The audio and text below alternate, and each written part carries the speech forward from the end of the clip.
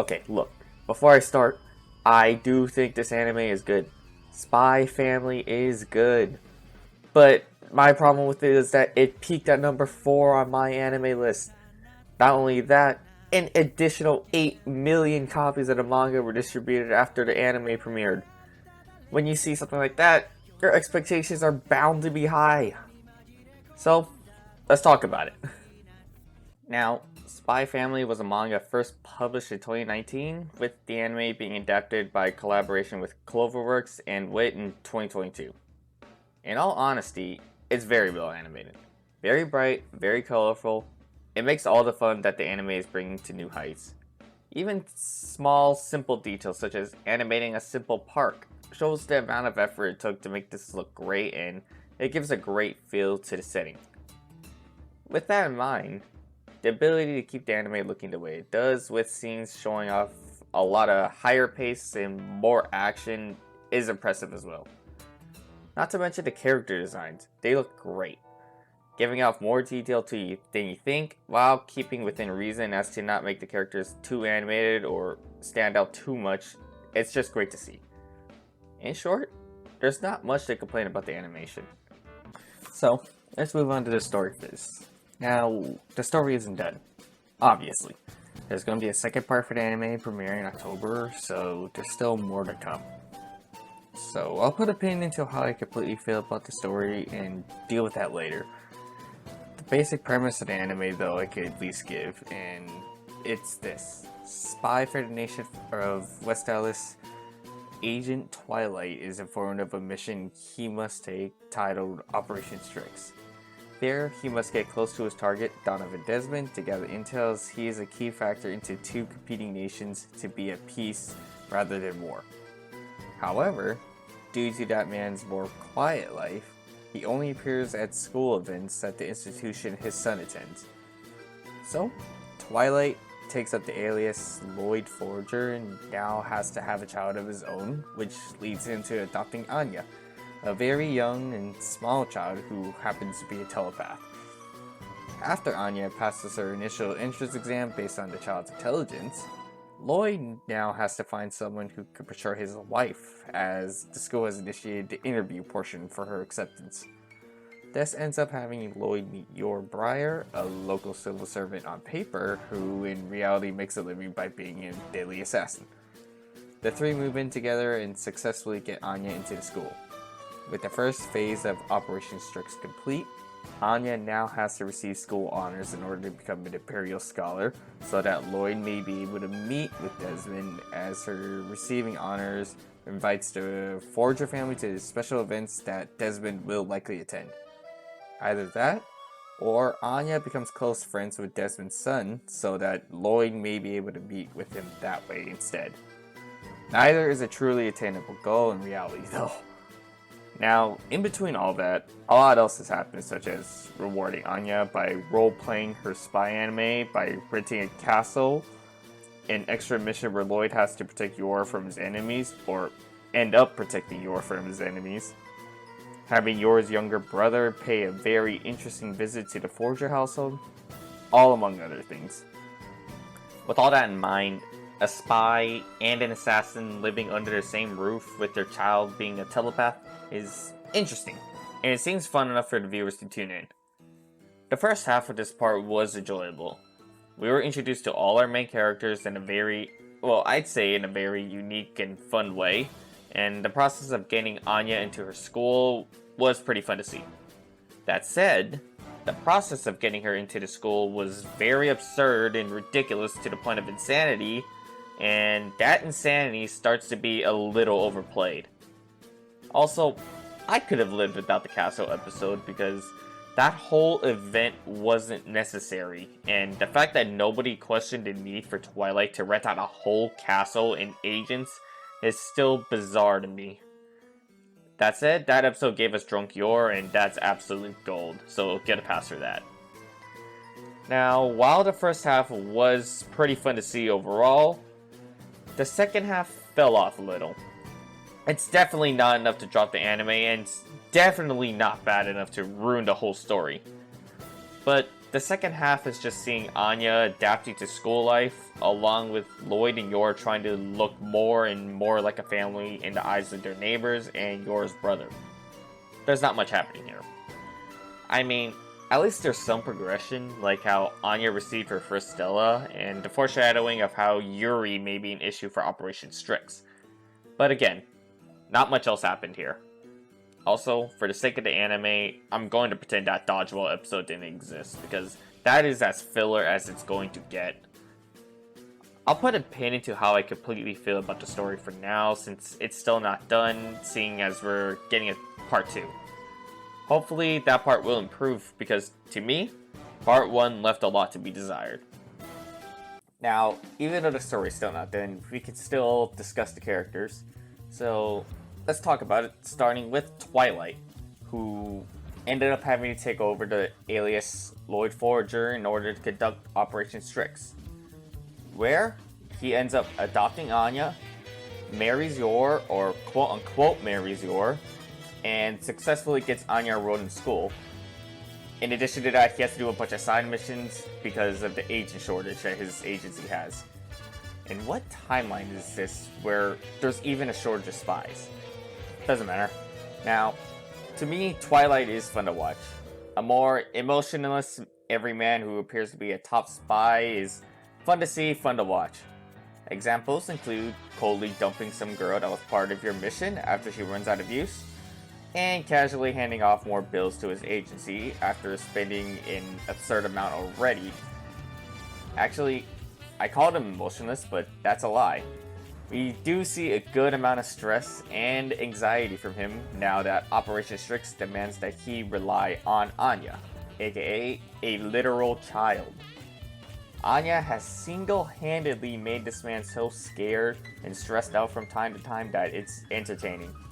The attempts to get her to apologize to Damien, preying on Anya to get into the school, her grades, all among other things to enjoy seeing Twilight stress over. It's hard to say how much he actually cares for her, seeing as he usually sees Anya as a part of his mission, but he has shown to develop at least some feelings of genuine care for her, which is greatly appreciative to see. For now though, Lloyd Forager, or Twilight, is a good character to the anime, and we just need to wait and see what part 2 brings to us. Next, we have Yor Briar, also known as the Thorn Princess. Now, let's see how the waifu here is gonna hold up. Knowing everyone, she'll be dropped once the next season's top anime premieres. Anyway, this local civil servant is actually a deadly assassin, and offered to marry Lloyd in order to ease suspicion on her, since rumors going around that single women in their mid to late 20s may actually be spies. She later moves in with both Lloyd and Anya and uses the cover of having a family to hide the fact that she kills people for a living. Now, Yor is a fun character. We may not see her do her job after her introduction, which is very disappointing, but she still gets to do these insane superhuman things on the regular with absolutely nobody questioning it. I honestly can't tell if her relationship with Anya is wholesome or not, because they do have their moments, yes, but then Anya gets really, really blunt. It's entertaining, because Anya isn't wrong, but still. Maybe that changes and is just wholesome in part 2, but who knows. Frankie, Twilight's informant that... Alright, he's pretty much just there. He does obtain information for Twilight and gets dragged along with them on missions, but after Anya gets to the school and he gets Twilight to rent a castle and do the absurd things that Anya wanted him to do, he appeared only once. And even then, he didn't do much. He does point out a lot of how Twilight shouldn't be getting too attached to his family, but aside from that, he still doesn't do much. Guess we just need to wait and see what role he plays in the second part, but for now, useless. And that also applies to Handler, or Twilight's main contact towards his agency. As it turns out, most members of the agency don't really do much in this anime. That said, the next person doesn't get seen as much in this part, but even he has a more significant role, and that's Yuri Briar, Yor's younger brother. Now, I never particularly liked characters with a sister or brother complex, and that continues here. Yuri can go from a cheerful and happy-go-lucky person and immediately flip a switch and become a sadist. It's not bad to see, but his attachment to Yor may be fun to some, but to me, I'm a little disturbed. It was fine when they were kids, and a little understandable since Yor tried her best to take care of him since both were orphans, but to keep that up into your 20s, it's just uncomfortable. Being part of the secret police will hopefully lead to good moments in the second part, but for now, I personally don't like him. He and I are in complete agreement though not to go to the doctor. With that, continuing the trend of characters I don't particularly enjoy, we have Damien Desmond, the son of Twilight Stargate, who he himself is self-centered, conceited, and overall just unlikable. Despite that, alright, there's no saving him. He may have abandonment issues evidently because his father isn't there, but that doesn't excuse his behavior. He absolutely deserved to get hit the way he did during orientation. Anya should not have to deal with him, but let's see if he gets a character development arc in part 2. Although I doubt it. Unlike Damien, someone who does show some kindness to Anya, and that's Becky Blackbill, a fellow student in Anya's class who is Anya's best and only friend at the school. Coming from a rich family, Becky initially saw Anya as a little child who she could essentially just babysit. Her mindset soon changed after seeing Anya consistently getting bullied by Damien and seeing him get punched. Even though Anya used Becky as a scapegoat to deflect complete blame for punching him, Becky, believing that Anya actually did do it for her, is touched and the two have bonded ever since. Becky is a good friend. Seeing how everyone takes Damien's side despite how irritating he can be, Becky always defends Anya and will try to help her when possible. There still isn't much we see from Becky. I mean, we only see her at school and that didn't start until episode 6. But still. Maybe in part 2 we see more of her, but I can't really see how she will significantly impact the story anyway.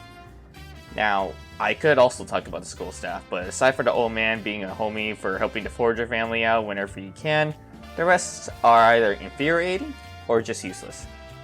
But with that, we have the final character we could talk about, and that's the one everybody actually cares about.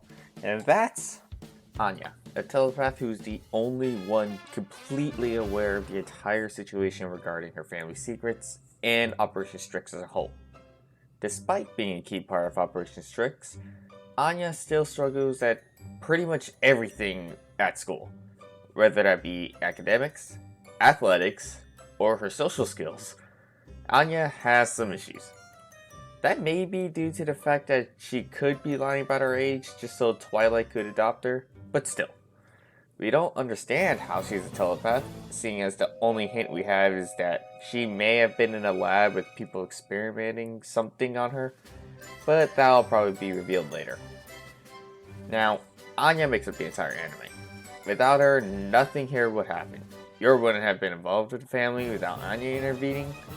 Some of Twilight's missions would have failed. A child would have literally died without her. The list continues. Like her or not, she is the key and catalyst to everything. Now, she isn't, luckily, an annoying or spoiled child like Damien, and acts a little more like a normal child, at least when she doesn't have a Stella. Playing, watching cartoons, getting yelled at by her father for not studying, you get the point. I honestly don't think she's a bad character. Her telepathy can even make simple situations entertaining, and she's still a kid.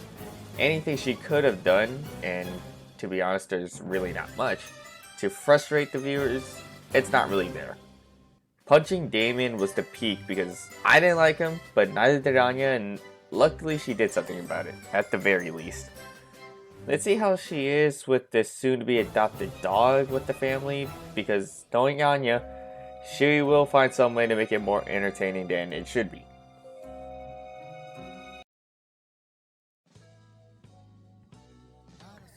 Now, like I said, Spy Family is good.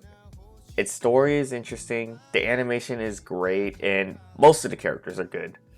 But like I said, I don't think it's deserving of the high praise it's been getting since it premiered. And to those that bought the manga, why can't you people just wait? Why must you demand the power of knowing what happens before any of the anime-only viewers? That's just not a problem with this anime, that's just in general. Anyway, hopefully part 2 can improve to better justify the praise the anime's beginning, but for now, part 1 is good, just overhyped.